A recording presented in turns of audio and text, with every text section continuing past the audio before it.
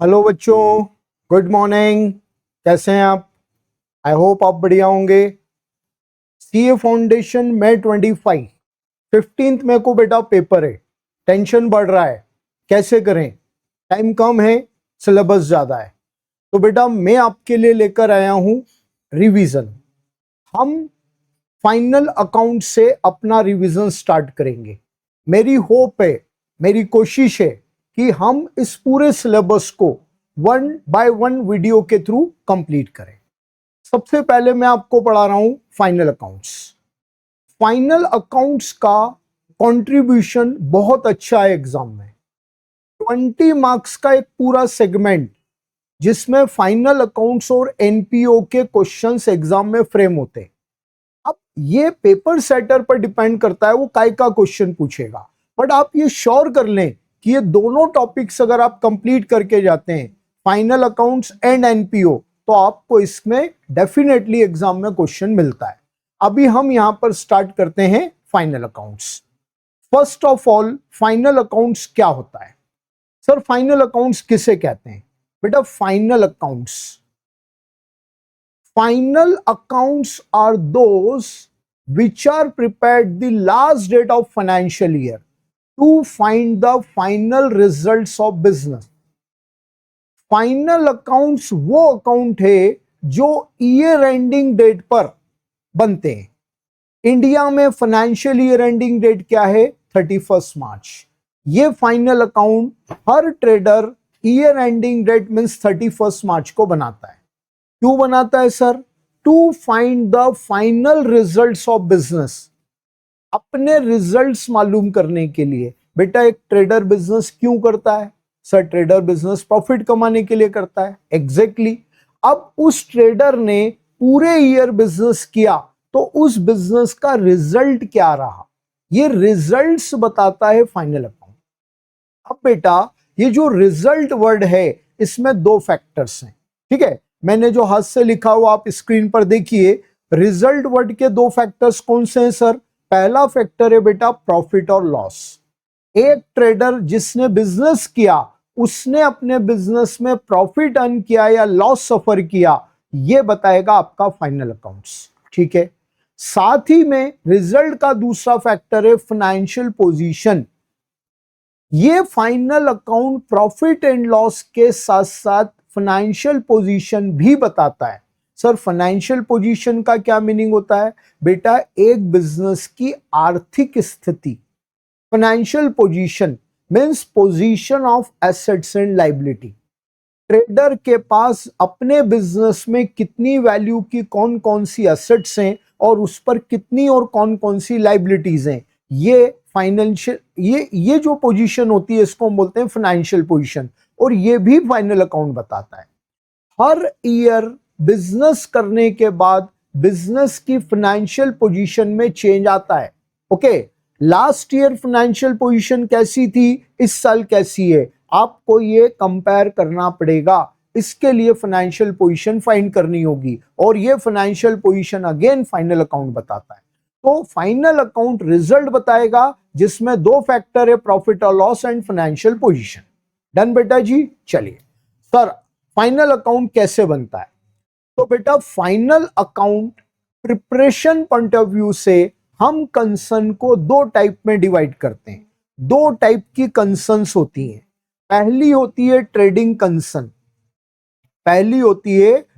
Concern, और second होती है manufacturing concern, right?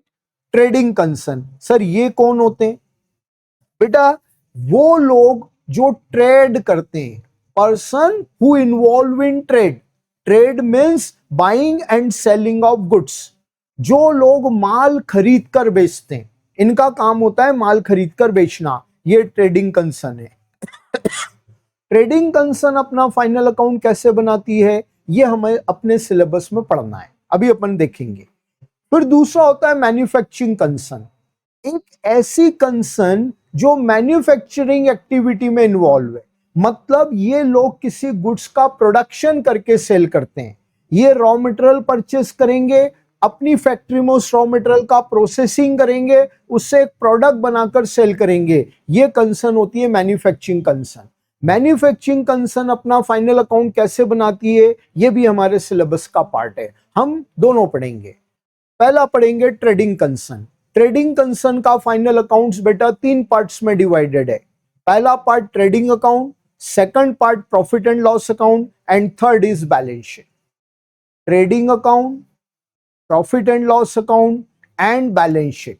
Trading account क्या होता है बेटा, ब्रीफली तीनों के मीनिंग। जब आप मीनिंग क्लियर कर लेते हैं तो आपको फॉर्मेट पढ़ना बहुत इजी हो जाता है, फॉर्मेट इससे सिंपल हो जाते हैं। ठीक है सर, ट्रेडिंग अकाउंट क्या होता है? Trading account is account in which all goods accounts and direct expenses are to be recorded. Trading account वो अकाउंट है जिसमें बिजनेस के सभी गुड्स अकाउंट्स और डायरेक्ट एक्सपेंस रिकॉर्ड किए जाते हैं। बेटा किसी भी बिजनेस में 6 गुड्स अकाउंट होते हैं। कौन से 6 गुड्स अकाउंट होते हैं? गुड्स परचेस किया, परचेस अकाउंट। गुड्स सोल्ड किया, sale account. Purchase goods return किया, purchase return account. Sold goods return आया, sales return account. Stock at the beginning of financial year is opening stock. Stock at the end of financial year is closing stock. ठीक, purchase, sale, purchase return, sales return, opening stock, closing stock, ये 6 goods account हम trading account में record करते हैं। दूसरा content इसका direct expenses. Sir direct expense किसे कहते हैं?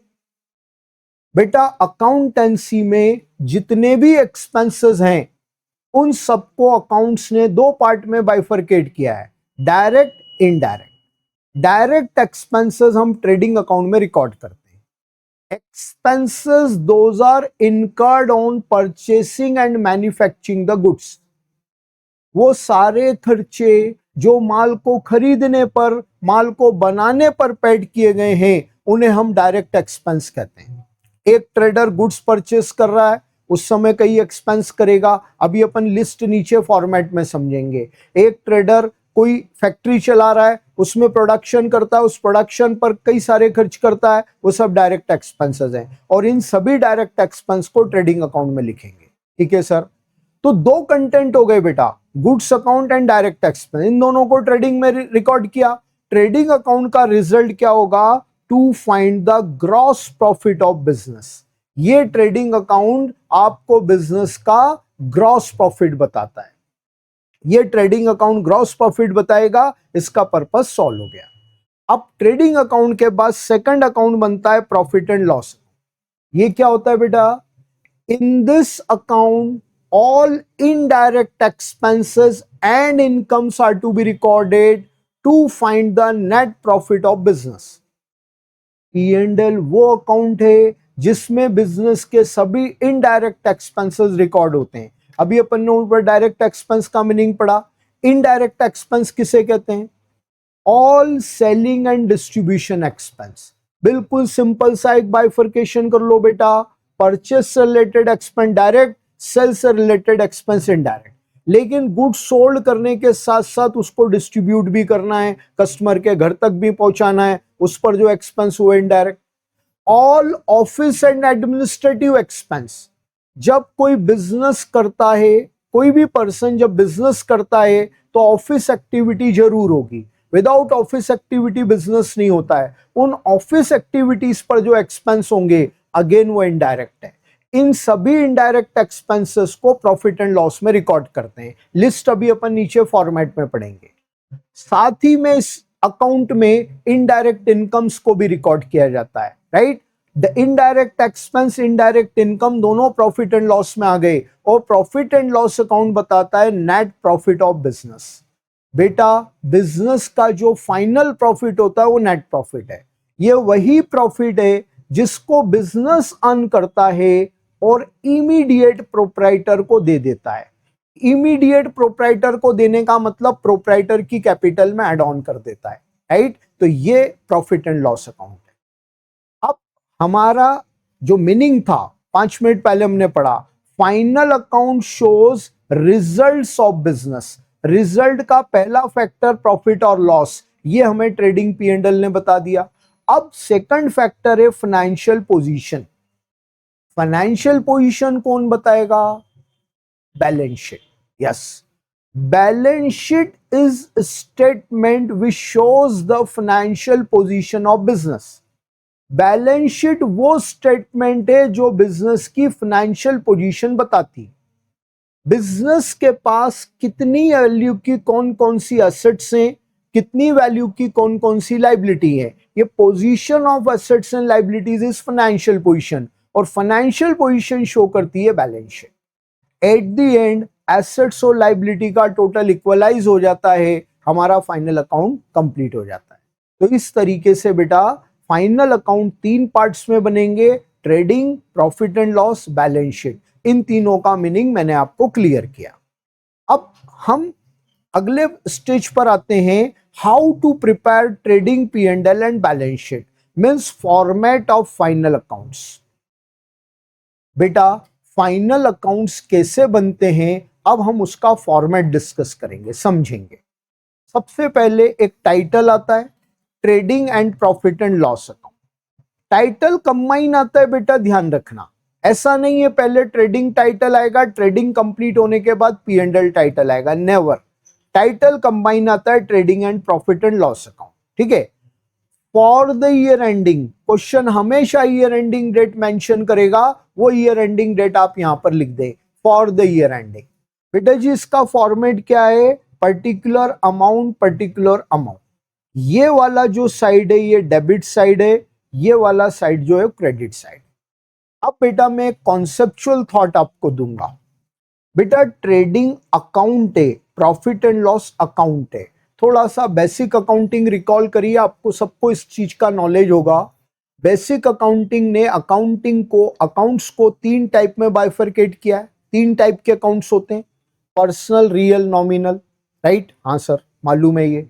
तो बेटा उसी लैंग्वेज में बात करते हैं। ये trading and profit and loss account by nature कौन से अकाउंट है, ये पर्सनल है, ये रियल है या नॉमिनल है? तो बेटा जी ये दोनों अकाउंट नॉमिनल अकाउंट है। सर नॉमिनल क्यों है ये, किस लॉजिक या किस रीजन से आप इसे नॉमिनल बोल रहे हैं? तो बेटा बड़ा सिंपल सा लॉजिक है, और ये लॉजिक लॉन्ग टर्म आगे के कई सारे टॉपिक में यूज होगा। क्या है वो लॉजिक?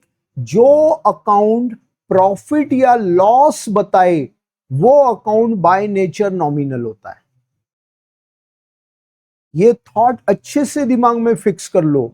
जो भी अकाउंट प्रॉफिट या लॉस दिखाएगा, शो करेगा, उसे हम नॉमिनल नेचर बोलते हैं, राइट? ये ट्रेडिंग आपको ग्रॉस प्रॉफिट बता रहा है, ये प्रॉफिट एंड लॉस आपको नेट प्रॉफिट बता रहा है, ये प्रॉफिट या लॉस बताने वाले अकाउंट है, इसलिए नॉमिनल नेचर है।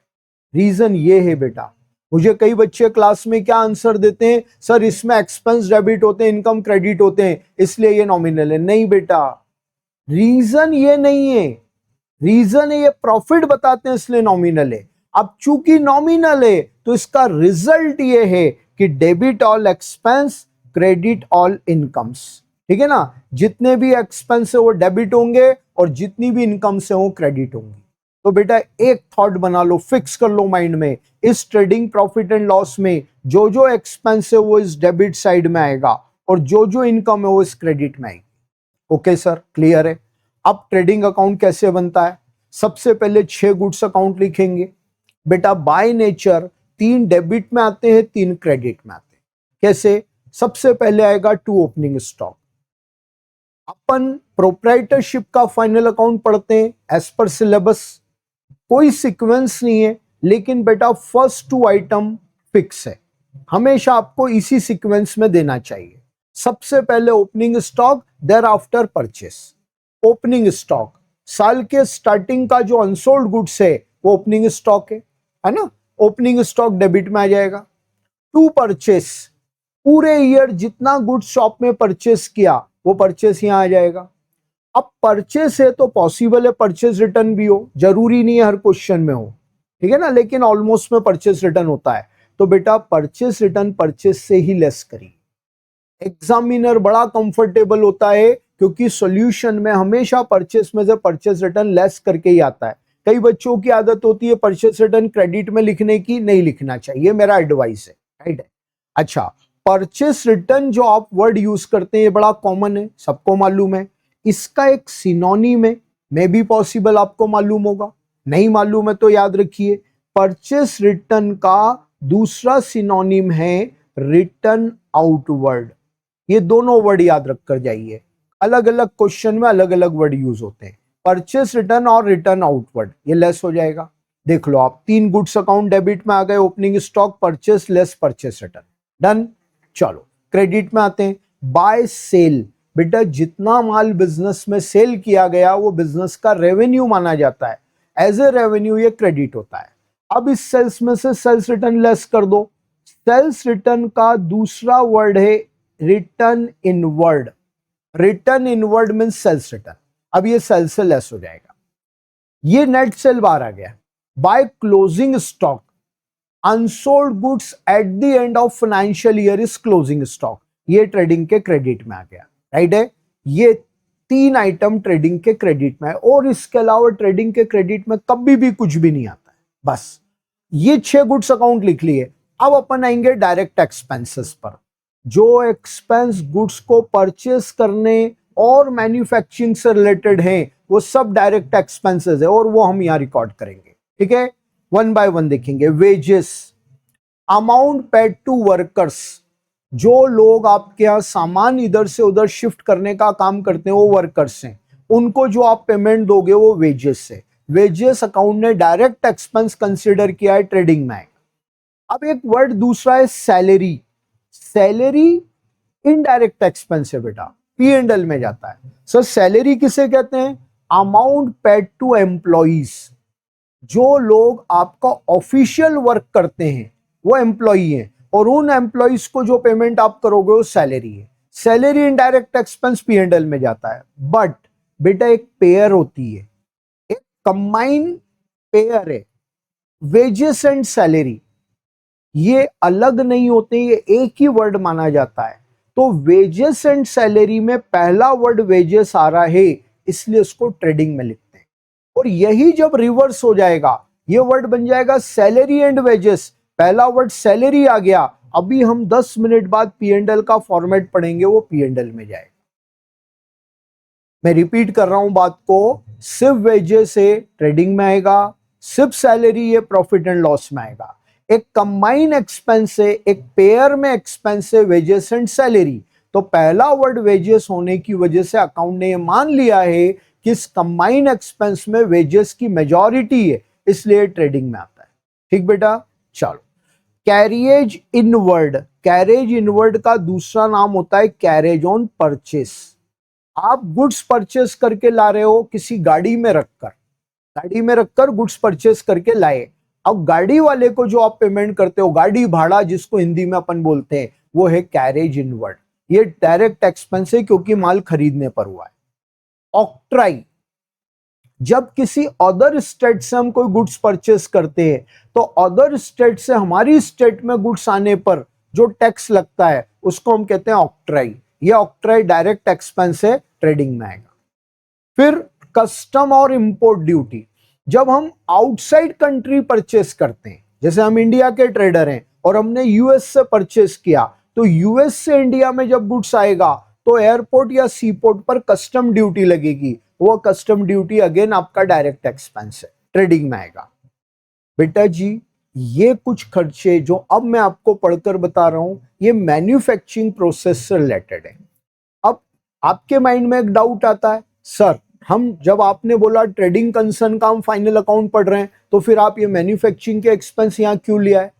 तो बेटा मेरा कंसर्न ये है, इंडिया के किसी भी रेफरेंस को उठाकर देख लो, आप आईसीआई का मॉड्यूल देख लो, आपको 10 में से 1 या 2 क्वेश्चन ऐसे मिलेंगे जहां पर मैन्युफैक्चरिंग प्रोसेस से रिलेटेड एक्सपेंस क्वेश्चन में डाल दिए जाते हैं, राइट। तो वो डायरेक्ट नेचर होने की वजह से ट्रेडिंग में आते हैं। आप ये ऑब्जेक्शन नहीं कर सकते हो कि साहब ये ट्रेडिंग कंसर्न है तो हम ये एक्सपेंस नहीं लिखेंगे, नहीं लिखा तो सॉल्यूशन रॉन्ग हो जाएगा, इसलिए हमें ये एक्सपेंस दिए जा सकते हैं। मैं नहीं कह रहा हूं कि ये सारे आएंगे, मैं तो आपको मैक्सिमम पॉसिबिलिटी पर पढ़ा रहा हूं, इनमें से कोई एक आध एक्सपेंस आ जाता है।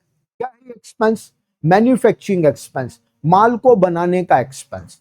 वाटर, गैस, इलेक्ट्रिसिटी, जब कोई व्यक्ति गुड्स की प्रोसेसिंग करता है उसको माल बनाने के लिए पानी लगता है, एलपीजी गैस लगती है, इलेक्ट्रिसिटी लगती है, तो वो खरीदता है।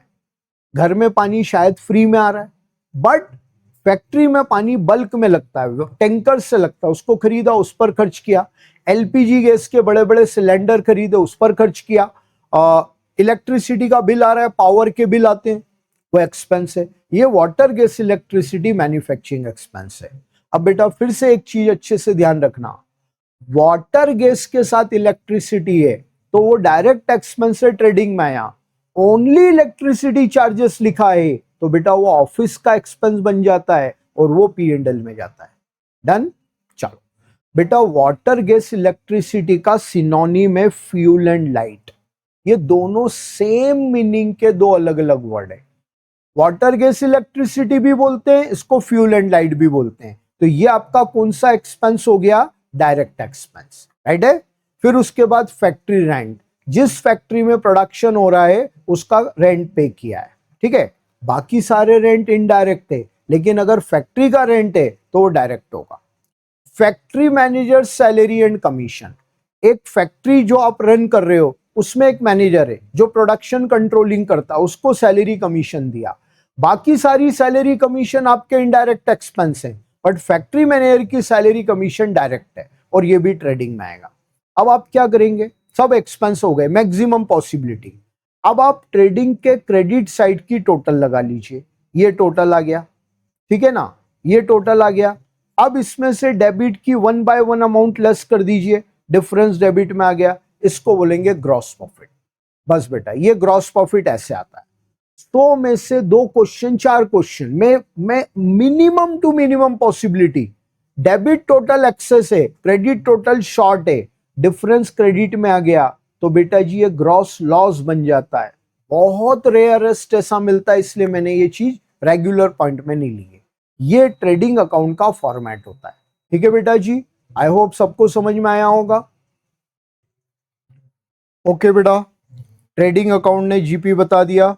अब इसके बाद यहां से स्टार्ट होता है profit and loss account. Profit and loss का मीनिंग अभी हमने क्या पढ़ा था? In this account all indirect expenses and incomes are to be recorded to find the net profit. Indirect expense में क्या आता है बेटा जी? All selling and distribution, office and management expenses. तो ये अब जो हम लिस्ट पढ़ रहे हैं ये प्रॉफिट एंड लॉस अकाउंट में डायरेक्ट एक्सपेंसेस की लिस्ट है, समझे आप। सबसे पहले ट्रेडिंग अकाउंट ने जो 2 ग्रॉस प्रॉफिट बताया था वो P&L में ब्रॉट डाउन हो जाता है, 2 gross profit by gross profit हो जाएगा। यहां से profit and loss account start होता है। सबसे पहले आ जाएगा salary, amount paid to employees, staff को जो पेमेंट किया है। जो लोग ऑफिशियल एक्टिविटी करते हैं उनको एम्प्लॉई कहते हैं, और उनको जो पेमेंट करोगे वो सैलरी है। सैलरी एंड वेजेस, देखिए कंबाइन एक्सपेंस आ गया। अब पहला वर्ड सैलरी है इसलिए प्रॉफिट एंड लॉस में आएगा। ये माना जाता है सैलरी मेजॉरिटी में होगा, वेजेस का अमाउंट माइनर होगा, इसलिए सैलरी वर्ड पहले आया और ये प्रॉफिट एंड लॉस में आता है। रेंट एंड टैक्स, ट्रेडर जिस शॉप में बिजनेस चला रहा है वो किराए पर ली हुई है तो रेंट पे करेंगे। कई सारे टैक्सेस लगते हैं बिजनेस पर तो टैक्स पे हुए। अब बहुत ध्यान से एक बात को समझिएगा, हमारे सिलेबस में फाइनल अकाउंट्स ऑफ प्रोप्राइटरशिप है, और बेटा प्रोप्राइटरशिप में इनकम टैक्स अगर बिजनेस से पे हुआ है तो बेटा वो बिजनेस एक्सपेंस नहीं होता है। इनकम टैक्स हमेशा प्रोप्राइटर का पर्सनल एक्सपेंस माना गया है प्रोप्राइटरशिप में, राइट। तो अगर आपके क्वेश्चन ने इनकम टैक्स दे दिया है तो कभी भी वो प्रॉफिट एंड लॉस में नहीं लिखेंगे, वो अभी हम 10 मिनट बाद बैलेंस शीट का फॉर्मेट पढ़ेंगे वहां देखेंगे। तो ये आप ध्यान रखिएगा, rent and tax except then income tax, सारे टैक्सेस आ जाएंगे इनकम टैक्स को छोड़कर, ये ध्यान रखना, राइट है। चलो, इंश्योरेंस, अपनी कई सारी प्रॉपर्टी का इंश्योरेंस करवाया जाता है बिजनेस में, गुड्स का इंश्योरेंस करवाते हैं, तो इंश्योरेंस करवाने पर प्रीमियम देना होता है, ये प्रीमियम बिजनेस का एक्सपेंस है। ऑडिट फी, बिजनेस ने अपनी बुक्स ऑफ अकाउंट, अपने फाइनल अकाउंट को सीए से एग्जामिन करवाया तो सीए को जो फी देते हैं ऑडिट के लिए वो ऑडिट फी होती है, अगेन एक्सपेंस है। लीगल चार्जेस, बिजनेस के कोर्ट में कोई केस चल रहे हैं, कोर्ट केसेस पर कोई एक्सपेंस पे किया है तो वो लीगल चार्जेस हो जाएंगे, ये भी प्रॉफिट एंड लॉस में आ जाएगा। बेटा अब नेक्स्ट एक्सपेंस आता है पोस्टेज एंड टेलीग्राम। बिजनेस अपने आउट स्टेशन कस्टमर और क्लाइंट को कोई लेटर भेजता है, कोई टेलीग्राम करता है, ये सब उसके एक्सपेंस हैं। प्रिंटिंग स्टेशनरी, आप रेपुटेड शॉप से शॉपिंग करने जाएं, उनके प्रिंटेड इनवॉइसेस रिसिप्ट मिलती हैं, तो ये लोग प्रिंट करवाते हैं। Books of account, pen pencil stationery ये लोग परचेस करते हैं, तो ये इनका एक्सपेंस हो गया। डिस्काउंट अलाउड, ये अपने कस्टमर को डिस्काउंट देते हैं, ये इसका लॉस हो गया। देन कैरेज आउटवर्ड, अब बेटा जी ये जो कैरेज आउटवर्ड आप पढ़ रहे हैं, इस कैरेज आउटवर्ड का दूसरा मीनिंग होता है carriage on sale, right. Carriage outward means carriage on sale.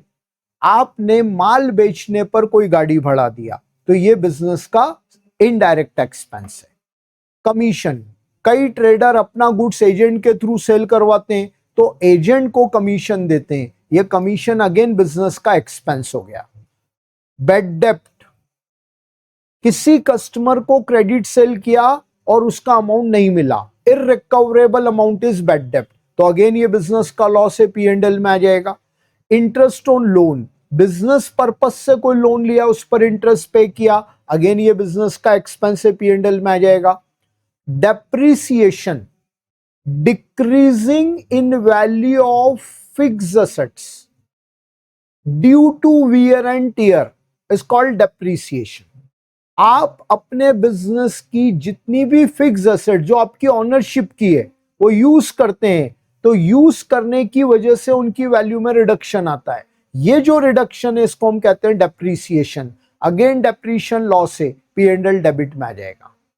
Loss by fire, आग लग गई उसकी वजह से लॉस हो गया, ये प्रॉफिट एंड लॉस डेबिट में आ जाएगा। कार एक्सपेंसेस, बिजनेस की कार है, बिजनेस के यूज में आ रही है, उस कार पर जितने भी एक्सपेंस हुए प्रॉफिट एंड लॉस में आ जाएंगे। रिपेयर, कोई टूट फूट हो गई उसको ठीक कराया, ये रिपेयर है। डोनेशन, आपने अपने बिजनेस का गुड्स या कैश कुछ भी चैरिटी में दे दिया, ये चैरिटी में जो देते हो उसको हम बोलते हैं डोनेशन, ये अगेन प्रॉफिट एंड लॉस में आ जाएगा। अदर एक्सपेंस, छोटे छोटे एक्सपेंसेस, इन्हें अकाउंट ने नाम दिया अदर एक्सपेंस। बेटा इन अदर एक्सपेंस, ये जो वर्ड आप देख रहे हैं इनके कई सारे सिनोनिम्स हैं। अदर एक्सपेंस के लिए दूसरे वर्ड जो अकाउंट ने रेकमेंड किए हैं उसमें एक आता है सन्ड्री एक्सपेंस, दूसरा एक और वर्ड आता है ऑफिस एक्सपेंस, फिर एक आता है ट्रेड एक्सपेंस,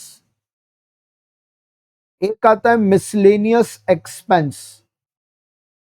छोटे छोटे एक्सपेंसेस जिनको कोई नाम नहीं दिया वो अदर एक्सपेंस में आ जाते हैं, ये सब प्रॉफिट एंड लॉस में आ जाएंगे। तो बेटा ये मैक्सिमम एक्सपेंस है, जनरली ये क्वेश्चन में यूज होते हैं या मैंने आपको बताया, ये पी एंड एल का डेबिट साइड है। अब बेटा G P and L credit में इनकम भी आती है। इनकम कौन कौन सी होती है? रेंट रिसीव्ड, बिजनेस की अपनी ऑनरशिप की एक बिल्डिंग है, उस बिल्डिंग के एक पार्ट में अपना बिजनेस चला रहे हैं, एक दूसरा वाला पार्ट किसी को किराए पर दे दिया, उससे रेंट रिसीव हुआ, ये बिजनेस की इनकम हो जाती है। डिस्काउंट रिसीव्ड, जितना गुड्स हमने सप्लायर से खरीदा था तो सप्लायर को पेमेंट करते समय जो डिस्काउंट हमें मिला, अगेन वो हमारी income P and L credit में आ जाएगी। कमीशन रिसीव्ड, ट्रेडर अपनी गुडविल, अपनी रेपो को एनकैश करते हुए अपना गुड्स बेच देने के बाद किसी अदर ट्रेडर का गुड्स बिकवा देता है। मार्केट में कुछ रेपुटेड बिजनेस कंसर्न होती है, उनकी इतनी हाई रेपुटेशन है कि उनका माल तुरंत बिक जाता है। अब पूरा माल दुकान का बिक गया, उसी बिजनेस उसी फील्ड से रिलेटेड दूसरे छोटे ट्रेडर इनके पास आते हैं, यार भाई मेरा भी माल बेच दे यार, तो ये ट्रेडर बोलता है ठीक है बेच दूंगा, कमीशन लगेगा। सामने वाले ने बोला ओके, अब इसने गुड सोल्ड किया और उसके अगेंस्ट कमीशन ले लिया, तो अगेन ये बिजनेस की इनकम है, प्रॉफिट एंड लॉस क्रेडिट में आ जाएगा। इंटरेस्ट रिसीव्ड, इन्होंने अपने बिजनेस की सरप्लस मनी को बोरो कर दिया, उधार दे दिया, उधार देने पर इनको इंटरेस्ट मिला, राइट, तो ये इंटरेस्ट इनकी इनकम होगी। दूसरा ऑप्शन, अपने बिजनेस की सरप्लस मनी को कहीं इन्वेस्ट कर दिया, किसी कंपनी के शेयर डिबेंचर खरीद लिए, तो ये इंटरेस्ट ऑन इन्वेस्टमेंट अगेन इनकी इनकम हो गई, ये पी एंड एल क्रेडिट में आ गया। बेटा जी इतनी इनकम जनरली बिजनेस में होती है, अब आप क्या करते हैं, प्रॉफिट एंड लॉस क्रेडिट का टोटल लगाते हैं। जनरली क्रेडिट टोटल एक्सेस होता है, डेबिट की one by one item less कर देते हैं, डिफरेंस डेबिट में आ जाएगा, उसको बोलेंगे नेट प्रॉफिट।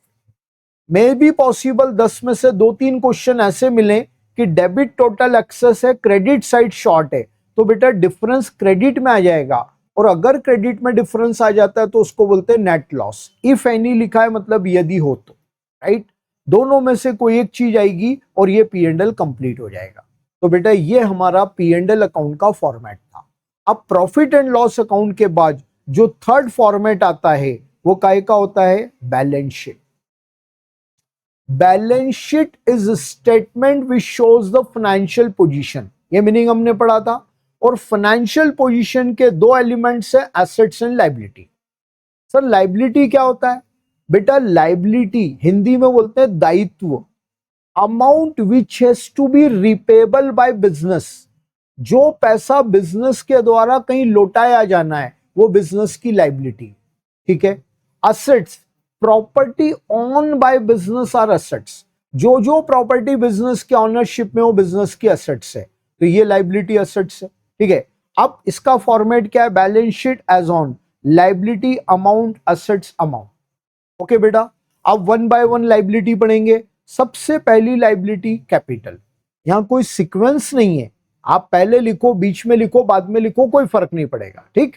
बट पहले हमने पढ़ा कैपिटल, प्रोपराइटर ने जो पैसा बिजनेस में लगाया वो बिजनेस की कैपिटल है, बिजनेस की लायबिलिटी है, ये कैपिटल इनर कॉलम में आ गया। इस कैपिटल में नेट प्रॉफिट ऐड कर देंगे, profit and loss net profit बताता है, वो कैपिटल में ऐड हो जाएगा, और इन केस नेट लॉस है तो लेस हो जाएगा, ठीक है। फिर अगला पॉइंट आता है इंटरेस्ट ऑन कैपिटल। यदि प्रोपराइटर की इन्वेस्टेड कैपिटल पर बिजनेस ने प्रोपराइटर को कोई इंटरेस्ट दिया तो ये इंटरेस्ट ऑन कैपिटल है, बिजनेस ने प्रोपराइटर को दिया, राइट, ये बिजनेस का एक्सपेंस हो गया, ठीक। और दूसरी चीज, इंटरेस्ट ऑन कैपिटल कभी भी बिजनेस प्रोपराइटर को कैश में नहीं देता है, वो उसकी कैपिटल में ऐड ऑन कर देता है, तो ये कैपिटल में ऐड हो गया। बहुत कम क्वेश्चन में मिलेगा, रेगुलर नहीं मिलता है, राइट है। तो ये तीनों को हमने ऐड करके अमाउंट अंदर लिख दिया। अब इसमें से लेस कर देंगे ड्रॉइंग, पूरे ईयर प्रोपराइटर ने जो भी पैसा बिजनेस से विड्रॉ किया है, चाहे कैश के फॉर्म में चाहे गुड्स के फॉर्म में, वो ड्रॉइंग यहां से लेस हो जाएगा। ऐसे इंटरेस्ट ऑन ड्रॉइंग भी हो सकता है, तो इंटरेस्ट ऑन ड्रॉइंग अगर है तो भी लेस हो जाएगा, ठीक है। Interest charge by business on proprietors drawing, business ने प्रोपराइटर के ड्रॉइंग पर इंटरेस्ट चार्ज किया तो ये कैपिटल से माइनस हो जाता है। अभी 10 मिनट पहले मैंने आपको कहा था पी एंड एल में इनकम टैक्स कभी भी प्रॉफिट एंड लॉस में नहीं आता है, हम प्रोपराइटरशिप का फाइनल अकाउंट पढ़ रहे हैं, तो बेटा वो इनकम टैक्स यहीं पर कैपिटल से माइनस हो। जब भी इनकम टैक्स आए तो ये बात ध्यान रखिएगा। अब फाइनल सब प्लस माइनस के बाद जो नेट बचा है वो बाहर हो जाएगा, ठीक बेटा जी। चलो, लॉन्ग टर्म लोन, देखो बेटा यहां है लॉन्ग टर्म लोन और ये है शॉर्ट टर्म लोन। बेटा कोई सा भी लोन हो, लॉन्ग टर्म हो या शॉर्ट टर्म, आपको लायबिलिटी में लिखना है। More than 1 year loan are long term, up to 1 year loan is short term, ठीक है, लोन लायबिलिटी में। रिजर्व एंड सरप्लस, बेटा कंपनी में रिजर्व एंड सरप्लस का क्राइटेरिया बहुत बड़ा होता है, बहुत सारी चीजें आती है। प्रोपराइटरशिप में रिजर्व एंड सरप्लस में one and only item which is general reserve, तो बेटर होगा हम रिजर्व एंड सरप्लस के साथ एक चीज और एड ऑन कर दें, जनरल रिजर्व। सर ये क्या होता है, saved part of profit for general purpose is general. Proprietor को यह लगता है कि मेरे बिजनेस का फ्यूचर अनसर्टन है, अचानक से कोई लॉस आ गया, फ्यूचर में कोई हेवी एक्सपेंस आ गया तो मेरा बिजनेस सफर ना कर जाए, ठीक है, कुछ तो अरेंजमेंट मुझे करना चाहिए, तो पहले से ही प्रॉफिट का एक पार्ट अपने बिजनेस में बचा कर रख लेता है। अभी आपने 2 मिनट पहले क्या पढ़ा, पी एंड एल ने एनपी बताया, एनपी कैपिटल में ऐड हो जाता है और इनडायरेक्टली वो ड्राइंग के फॉर्म में विड्रॉ हो जाता है, ये थॉट है, राइट। अब उसी एनपी का एक पार्ट बिजनेस में ही बचा कर रख लिया, कैपिटल में ऐड नहीं किया, अलग से रख लिया, बस उसे हम कहते हैं जनरल रिजर्व। ये जनरल रिजर्व लायबिलिटी है। बेटा पूरी अकाउंटेंसी के लिए फॉर एवर एक थॉट बना लो, all reserves and funds are treated as liability. सारे रिजर्व और फंड बिजनेस की लाइबिलिटी होते हैं, क्योंकि बेटा ये रिपेबल होते हैं। फ्यूचर में कोई लॉस होगा तो रिपे हो जाएंगे, और till the end of life अगर ये लॉस नहीं होते हैं तो बिजनेस डिसॉल्व होते समय ये रिजर्व बिजनेस प्रोप्राइटर को दे देगा, ले भाई तेरा तुझको अर्पण। सीधी बात, तूने अपने प्रॉफिट का सेक्रीफाइस करके बनाया था, आज बिजनेस डिसॉल्व हो रहा है, तू ही ले जा। तो ये फाइनली बिजनेस रिपे कर देगा, इसलिए बिजनेस की लाइबिलिटी है। चलो नेक्स्ट, क्रेडिटर। वे सप्लायर जिनसे आपने क्रेडिट परचेस किया है उन्हें हम क्रेडिटर कहते हैं, ये क्रेडिटर लाइबिलिटी है। ठीक है। लोन फ्रॉम एनी पर्सन, किसी व्यक्ति से आपने लोन ले लिया, ठीक है, वही शॉर्ट टर्म लोन है।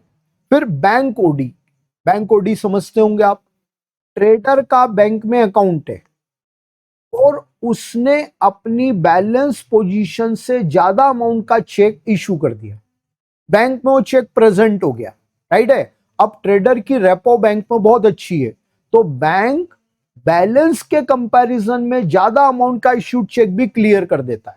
फॉर एग्जांपल, ट्रेडर का बैंक में बैलेंस है 1 लाख, उसने चेक इशू कर दिया 1,50,000 का, बैंक 1 लाख के बैलेंस में से 150 का पेमेंट कर देगा, 50,000 उसका बैलेंस माइनस में आ जाएगा, ये बन जाता है बैंक ओडी। ठीक है, ये पैसा इमीडिएट बैंक को लौटाना है, इसलिए ये बैंक बिजनेस के लिए लाइबिलिटी हो जाता है, तो बैंक ओडी को हम लाइबिलिटी में लिखेंगे। फिर उसके बाद bills payable, bills of exchange में मीनिंग पढ़ा हुआ है, अभी अपन बिल्स ऑफ एक्सचेंज पर आएंगे तो वहां और क्लियर हो जाएगा। बिल्स पेबल, जिस बिल का पेमेंट करना है, ये लाइबिलिटी हो। ठीक बेटा। आउटस्टैंडिंग एक्सपेंस अनअक्रूड इनकम, बेटा इस फर्स्ट वीडियो को मैं इस फॉर्मेट पर एंड करूंगा, सेकंड वीडियो कंटिन्यूटी में आपको मिलेगा, वहां मैं डिटेल्ड एडजस्टमेंट समझा रहा हूं, वहां मैं इस चीज को बहुत डिटेल में समझाऊंगा। मैं अभी यहां पर इसको स्किप कर रहा हूं, सेकंड वीडियो पर आप आएंगे तो इसका पूरा मीनिंग आपको समझ में आ जाएगा। ठीक है। Outstanding expense unaccrued income both are liabilities, ये लाइबिलिटी साइड हो गया बेटा। अब हम आएंगे एसेट्स पर। लैंड एंड बिल्डिंग, एक बात ध्यान रखना, बिजनेस की ऑनरशिप की एसेट्स होनी चाहिए, किराए की एसेट्स यहां शो नहीं होती। लैंड एंड बिल्डिंग, बिजनेस की बिल्डिंग है, बिजनेस के यूज में आ रही है, ये एसेट्स है। प्लांट एंड मशीन, बिजनेस में जितनी भी मशीनरीज लगी हो, अगेन बिजनेस की एसेट्स है। फर्नीचर, बिजनेस में जितना भी फर्नीचर लगा है वो उसकी एसेट्स है। इन्वेस्टमेंट, बिजनेस ने अपना सरप्लस मनी किसी कंपनी के शेयर डिबेंचर या गवर्नमेंट की सिक्योरिटी में लगा दिया, तो इसको अकाउंट कहता है इन्वेस्टमेंट, ये इन्वेस्टमेंट आपकी एसेट्स है। मोटर कार, आपके बिजनेस में कार है, बिजनेस के यूज में आ रही है, कार एसेट्स हो गई। डेटर, जिस व्यक्ति को उधार माल बेचा और जिससे माल का पैसा लेना है उसको बोलते हैं डेटर। ठीक है, वो डेटर बिजनेस की एसेट्स है। बिल्स रिसीवेबल, बीआर का फुल फॉर्म बिल्स रिसीवेबल, ऐसे बिल जिस पर अमाउंट मिलने वाला है, ये बिल्स रिसीवेबल अगेन हमारी एसेट्स हो गई। क्लोजिंग स्टॉक, बेटा ये वही क्लोजिंग स्टॉक है जो ट्रेडिंग क्रेडिट में आया, second effect balance sheet assets में, क्योंकि आप जानते ही एडजस्टमेंट है, और ये एक ऐसा एडजस्टमेंट है जिसका बिना फाइनल अकाउंट कभी बनता ही नहीं है, तो क्लोजिंग स्टॉक एसेट्स हो गई। फिर गुडविल, पेटेंट, ट्रेडमार्क, बेटा आपको नोन होगा ये तीनों intangible assets. Goodwill means name and fame of any business, ये बिजनेस की एसेट्स है। पेटेंट, किसी प्रोडक्ट को बनाने का फॉर्मूला, ये पेटेंट होता है। Trademark, name and logo of any product is trademark. ठीक है, ये तीनों इंटेंजिबल एसेट्स से एसेट्स में आई। फिर लाइव स्टॉक, बहुत रेयरली मिलेगा, 100 क्वेश्चन में से कोई एक में मिलता है। Animals which are use in assets, जैसे बिजनेस में बुल कार्ट्स होती है, बैलगाड़ी, तो बेल जो है, बुल जो है, वो लाइव स्टॉक की कैटेगरी में आते हैं। हॉर्स एंड कार्ट्स होती है कई बिजनेस में, घोड़ा गाड़ी, वो हॉर्स जो होते हैं वो लाइव स्टॉक होते हैं, ये लाइव स्टॉक है। फिर आता है cash in and cash at bank, understood है, जो पैसा कैश बॉक्स में गल्ले में रखा हुआ है और जो पैसा हमारे बैंक अकाउंट में जमा है, ये दोनों हमारी एसेट्स है। बेटा अगेन ये दो वर्ड आ रहे हैं, प्रीपेड एक्सपेंस, अक्रूड इनकम, मैं आपको सेकंड वीडियो में एडजस्टमेंट्स में ये चीज क्लियर करूंगा। तो बेटा ये पूरा बैलेंस शीट का फॉर्मेट है, ये balance sheet at last total of asset total of liability equalise हो जाता है, ये इक्वल हो गया, मतलब हमारी क्वेश्चन करेक्ट है। तो बेटा इस फर्स्ट वीडियो में मैंने आपको फॉर्मेट बताया, सेकंड वीडियो में मैं सारे एडजस्टमेंट आपको एक्सप्लेन करूंगा। ओके, इस तरीके से हम इस सीरीज को आगे बढ़ाएंगे।